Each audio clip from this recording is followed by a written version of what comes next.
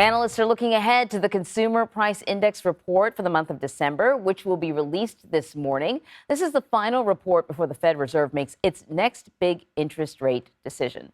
So for more on this, I want to bring in Kristin Myers. She is the editor-in-chief at The Balance. All right, it's good to have you here. So this is the report that will kind of indicate whether or not inflation is going in the right direction.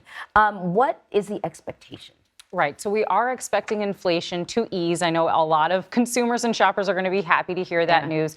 In the month of November, we saw that inflation year over year was at 7.1%. So things were 7.1% higher in November than it was in November 2021. We're expecting that to come down to only 6.5%.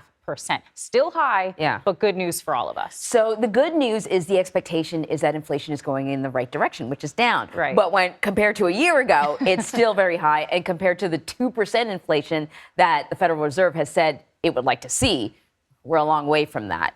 That being said, it is moving in the right direction. Right. So, does that mean that inflation is cooling? I mean, I guess what I'm trying to get a sense of, does it ever sort of reverse course or this is the way it's probably going to go? Right. So that's a really good question. You're essentially asking, has inflation actually peaked? Yeah.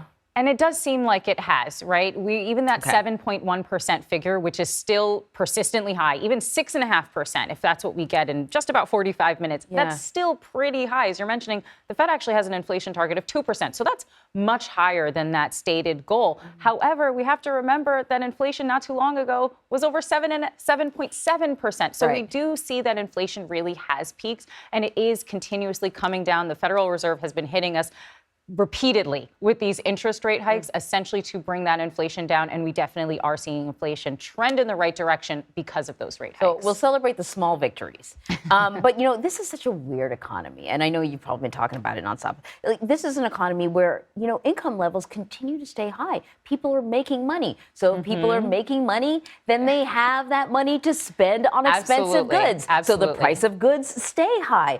I'm wondering if, wages are going to impact, or maybe wages are having an impact on just how slowly we're seeing inflation budge. Right. And that is absolutely correct. So not too long ago, just about 2 weeks ago, we actually got the latest jobs report.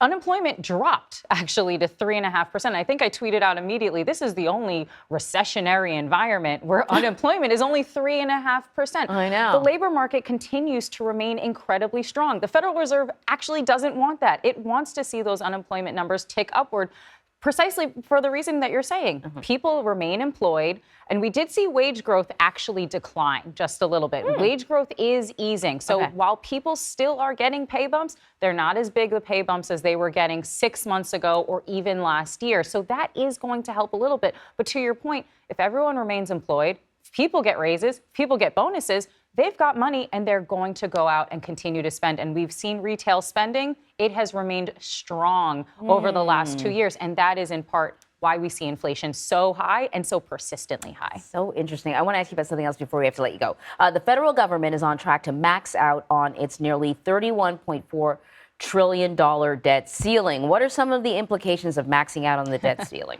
All right. So this is not an exact analogy, but let's just say you've got a bunch of credit card debt.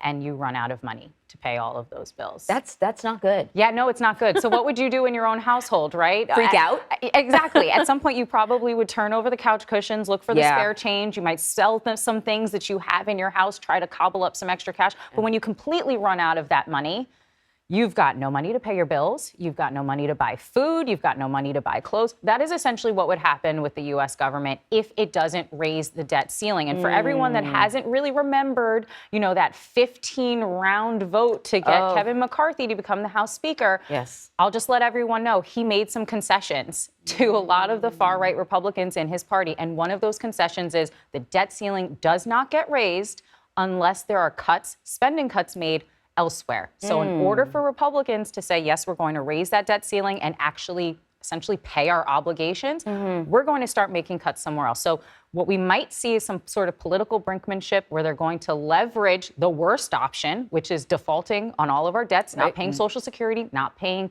wages and salaries of government employees, and saying, hey, listen, we might have to cut Social Security, we might have to cut Medicare, Medicaid, things like that. Well, just like in your analogy, if it was my house, there'd be a lot of late night meetings. So I expect a lot of late night sessions in Congress to figure that out Absolutely. if they don't do it soon. Thank you so much. Of course. So